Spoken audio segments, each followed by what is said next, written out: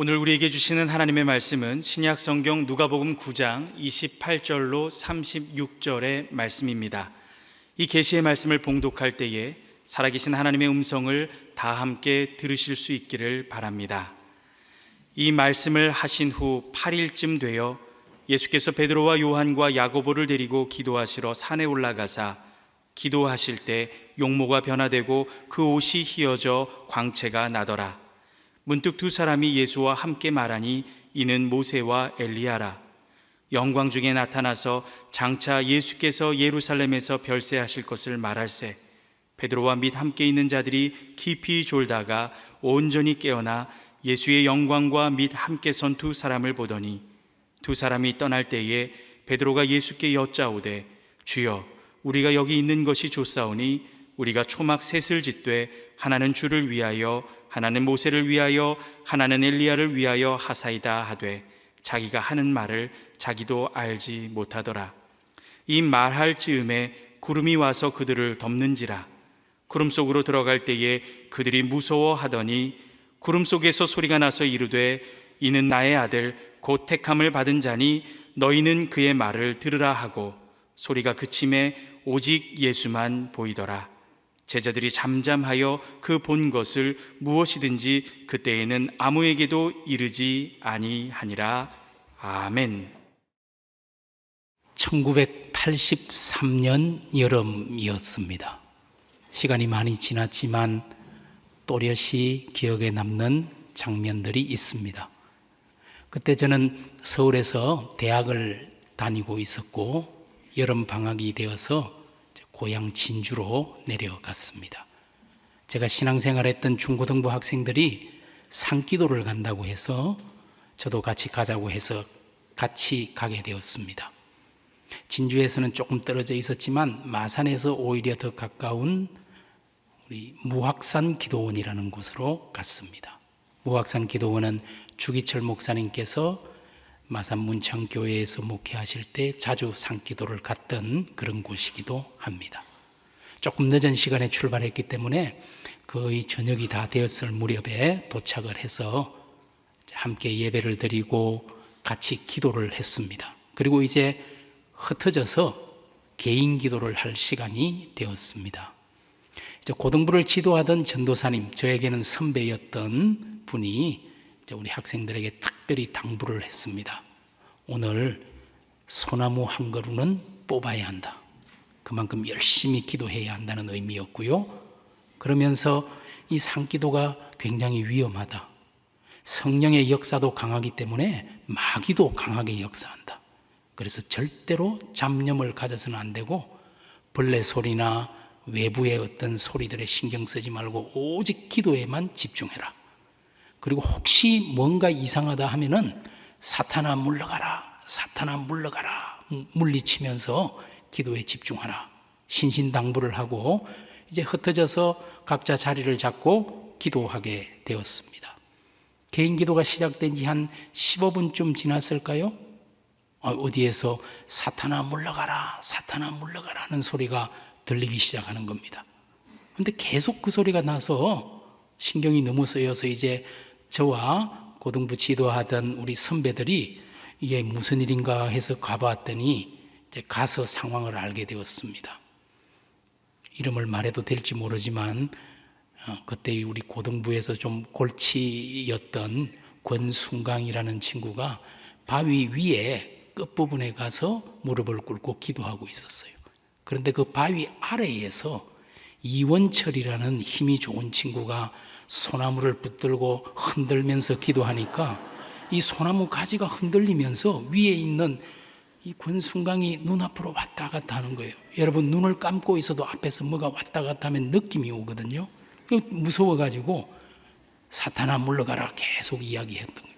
그런데 진짜 그 이원철이라는 친구가 소나무를 작은 소나무긴 하지만 정말 뿌리채 뽑아서 들고 올라오는데 시급했습니다.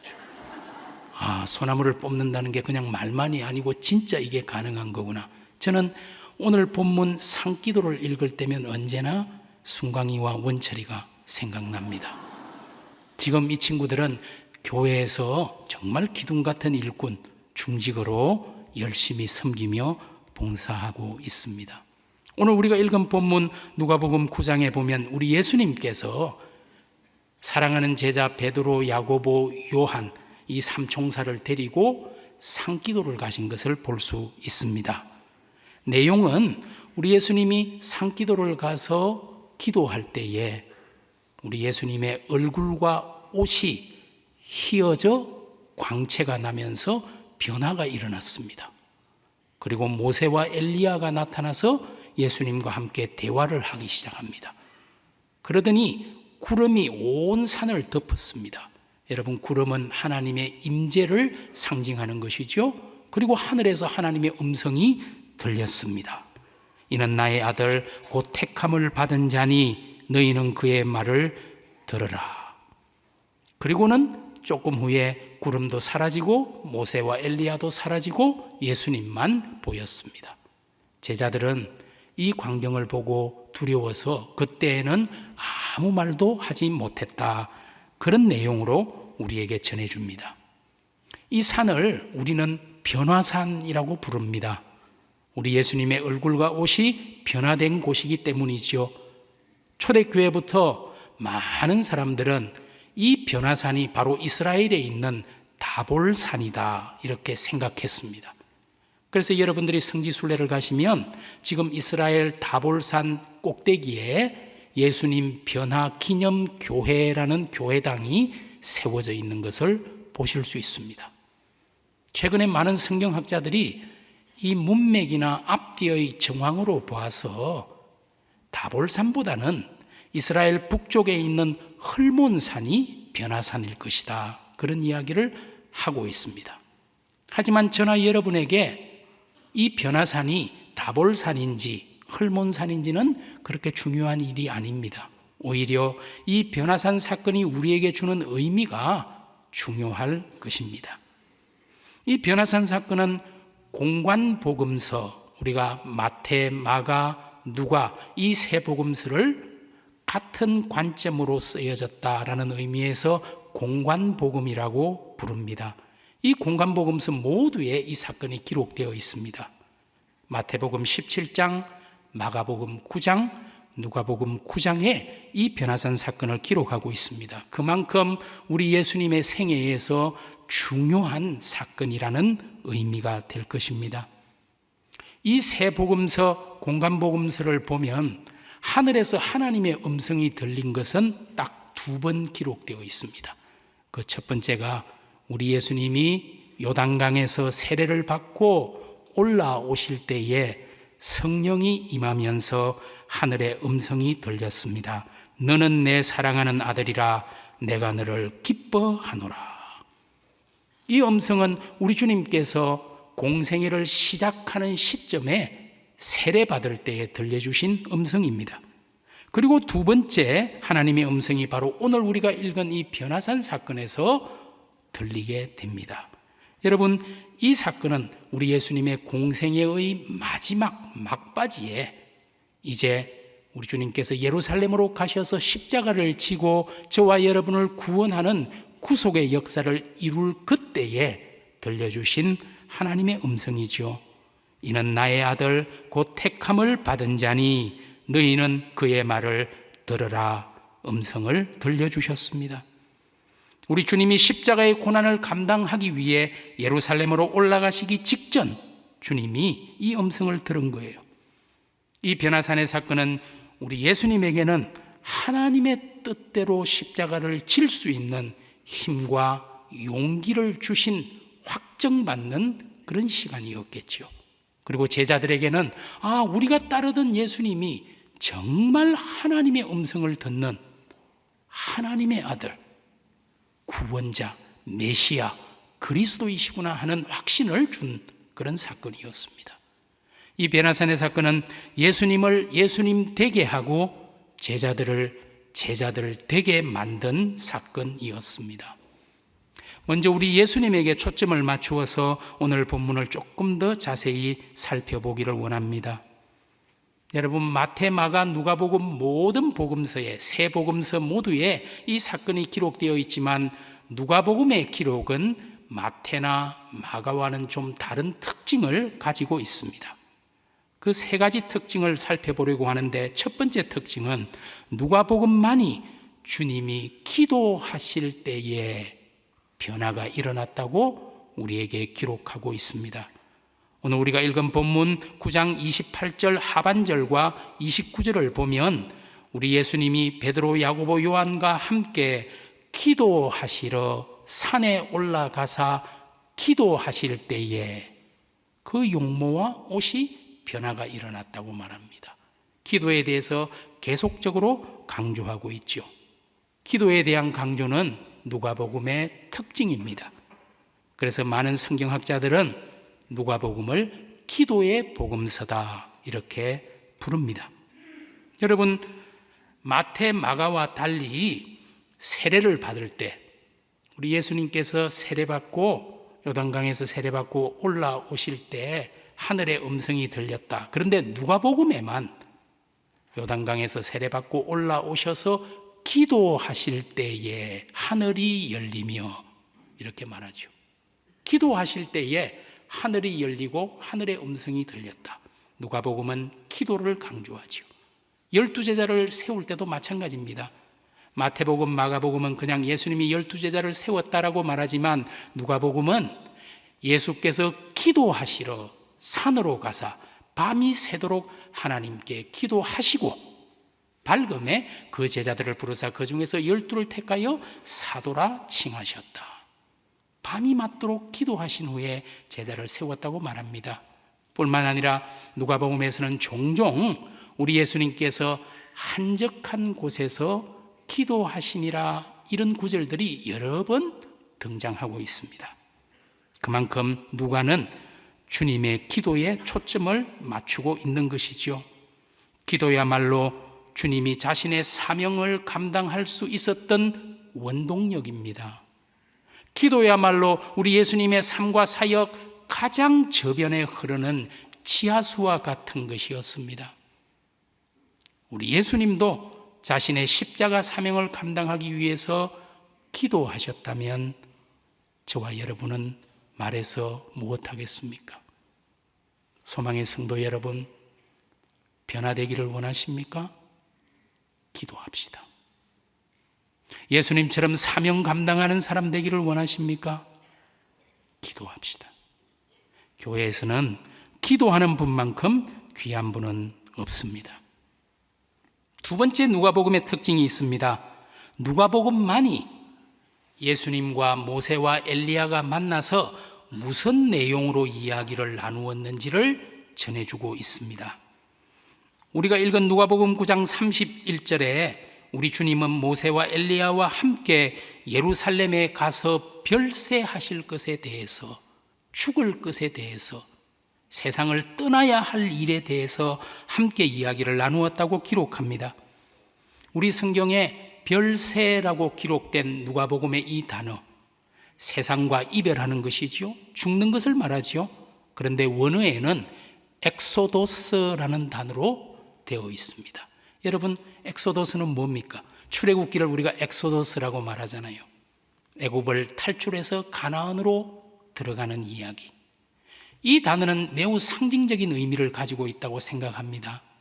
우리 예수님께서 십자가를 지시고 구원 사역을 다 이루신 후에 이 세상을 탈출하여 엑소도스하여 하나님 보좌 우편으로 올라가실 것임을 말해주고 있는 것입니다. 또한 저와 여러분이 이 세상에 살면서 이 세상의 풍조로부터 엑소도스하여 새 생명 얻고 새로운 사람으로 살아내야 한다는 것을 상징적으로 보여주는 단어이기도 할 것입니다. 주님의 죽음만이 아니라 주님의 사명까지 말하고 있는 단어이지요. 여러분, 사실 모세와 엘리야가 누구입니까? 모세는 구약의 율법을 대표하는 사람이죠. 엘리야는 구약의 선지자를 대표하는 사람입니다. 흔히 우리가 구약 성경을 율법과 예언이다 이렇게 부르지요. 율법과 예언을 대표하는 모세와 엘리야가 참석했어요. 그리고 우리 예수님은 신약을 대표하는 분입니다.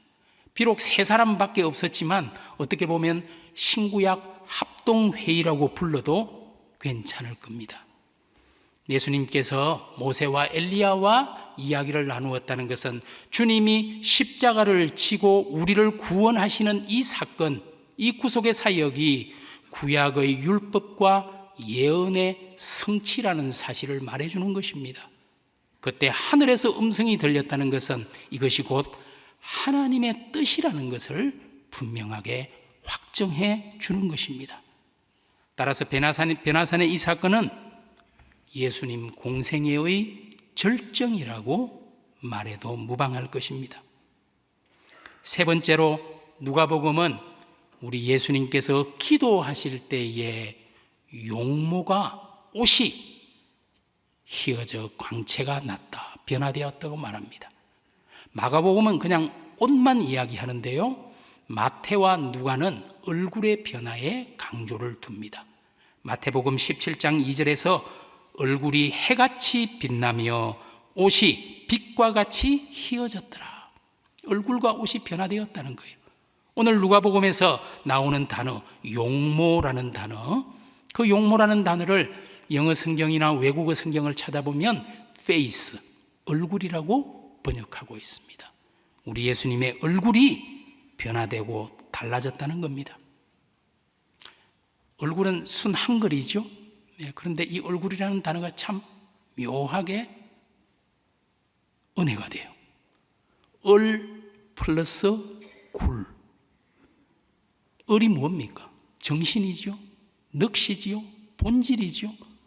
그래서 좀 정신을 놓고 있는 사람을 보면 얼 빠졌다, 정신이 지금 나갔다, 그렇게 이야기를 하잖아요.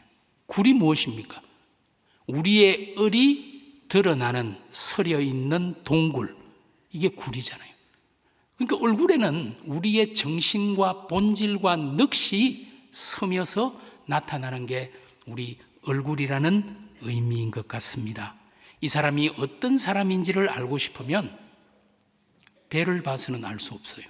어떤 사람은 배가 인격이다, 그건 아닌 것 같아요.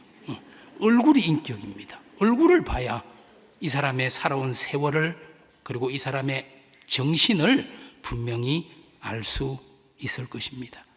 여러분, 구약 성경 34장에 출애굽기 34장, 모세가 시내산에 올라가서 하나님께 기도하고 십계명을 받고 하나님을 대면하는 엄청난 기적이 일어납니다.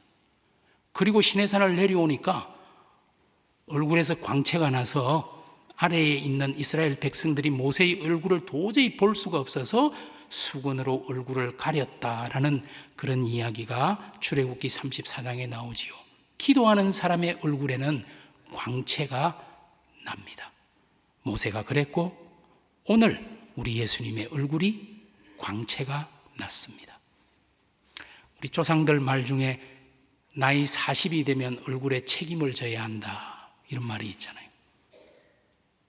우리 소망 성도님들 보니까, 얼굴을 보니까 마스크를 쓰고 있어서 전체는 안 보이지만 그동안 주님과 동고동락하면서 살아온 세월의 흔적이 보이는 것 같습니다.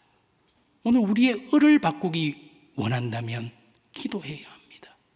기도하는 사람은 그 얼이 바뀝니다. 그래서 굴에 스며들게 돼요.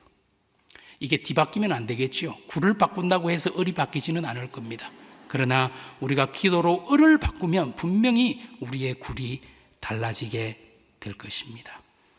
여러분 모두가 기도로 얼을 바꾸고 자신의 얼굴에 당당하게 책임을 지는 우리 미남 미녀분들이 다 되시기를 바랍니다. 이제 조금 관점을 바꾸어서 제자들에게 초점을 맞추어 보겠습니다. 지금은 전혀 그렇지 않을 겁니다. 하지만 옛날에는 그런 말이 있었던 것 같아요. 군대는 줄이다. 하여튼 줄을 잘 서야 좋은 보직을 받는다.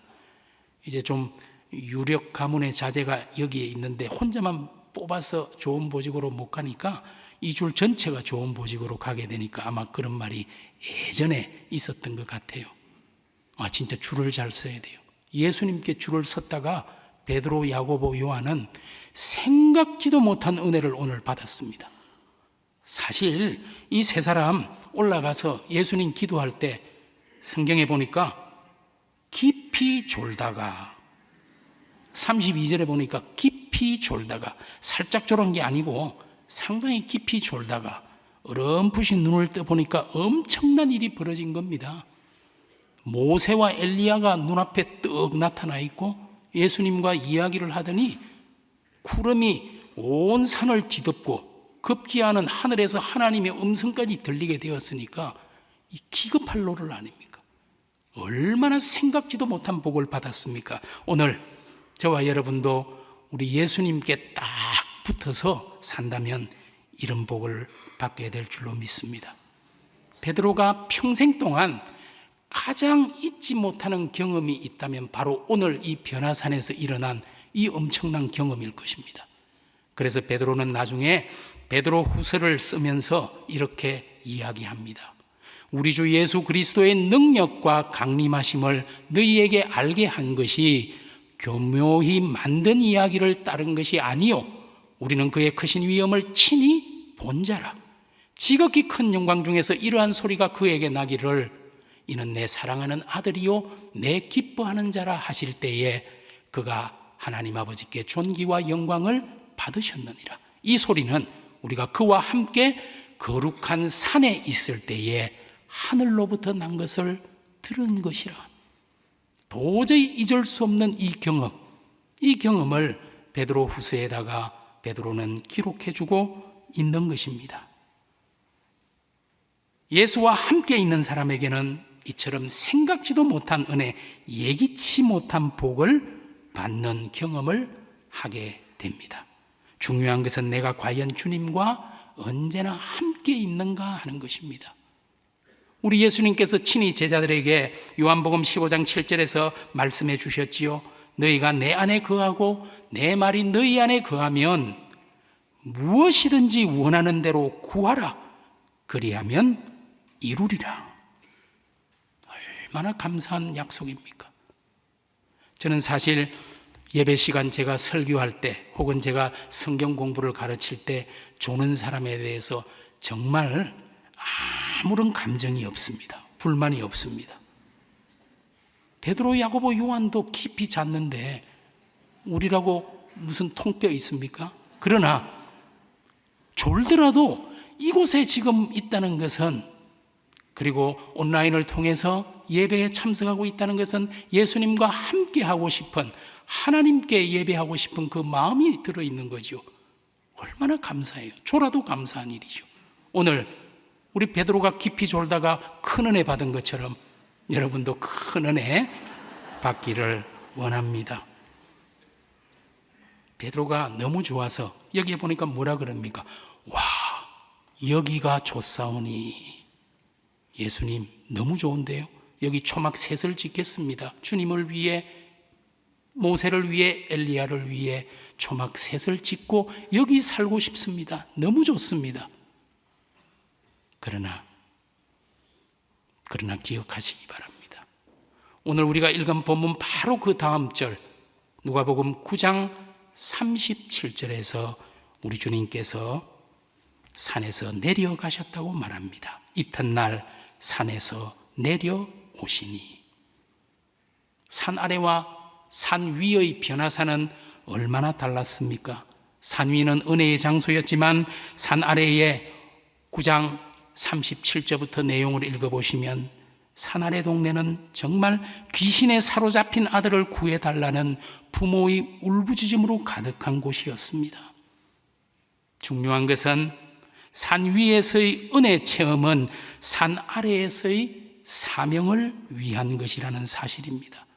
우리 주님께서 변화산에서 하나님의 음성을 듣고 은혜를 받고 예루살렘으로 내려가셔서 십자가의 사명을 감당하신 것처럼 오늘 저와 여러분도 변화산의 은혜를 경험했다면 세상 속으로 들어가서 우리 하나님께서 우리에게 각자에게 맡겨주신 사명을 감당할 수 있는 그런 사람들이 꼭 되어야 할 것입니다. 주님은 우리를 교회의 소금, 교회의 빛이라고 말하지 않습니다. 너희는 세상의 빛이요 세상의 소금이라고 말합니다. 오늘 우리는 변화산에서 하나님을 만나고 산 아래 동네로 내려가야 합니다. 우리는 교회에서 은혜를 받고 삶의 현장으로 나아가 빛과 소금으로 살아내야 합니다. 변화산의 경험도 없이 무조건 세상만 추구한다면 그것은 세속주의입니다. 그러나 우리가 변화산에만 머물려고 하고 세상으로 나아가지 않으려고 한다면 그것은 영적 이기주의요 책임 회피가 될 것입니다. 살아가는 소망의 성도 여러분, 저는 여러분이 매일 변화산의 경험을 할 수 있기를 진심으로 바랍니다. 이 소망교회가 변화산이 되기를 원합니다. 이 교회가 우리가 기도하는 장소, 우리의 얼굴을 바꾸는 장소, 하나님의 음성을 듣는 장소, 우리 사명을 새롭게 하는 변화산이 되기를 진심으로 원합니다. 그러나 그것으로 만족하지 마십시오.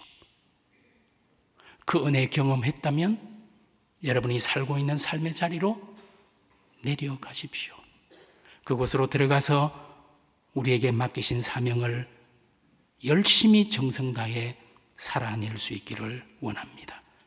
소망교회가 지금까지 그래왔던 것처럼 앞으로도 이처럼 흩어지는 교회, 세상에 들어가서 복음의 능력을 나타내고 믿음의 역사와 소망의 인내와 사랑의 수고를 보여주는 그런 귀한 교회가 될 수 있기를 진심으로 원합니다. 오늘 하나님께서는 그런 제자, 그런 교회를 찾고 계십니다. 저와 여러분이 바로 그런 제자이기를 원하고 우리 소망교회가 하나님이 찾는 바로 그 교회가 되기를 진심으로 주님의 이름으로 축복합니다. 기도드리겠습니다. 하나님, 오늘날 한국 교회의 사정이 참담합니다. 세상의 소금과 빛이 되기는커녕 세상의 조롱거리가 되고 있습니다. 주님의 몸인 교회가 우리의 어리석음과 미련함 때문에 조롱을 받고 있으니 견딜 수 없는 심정입니다.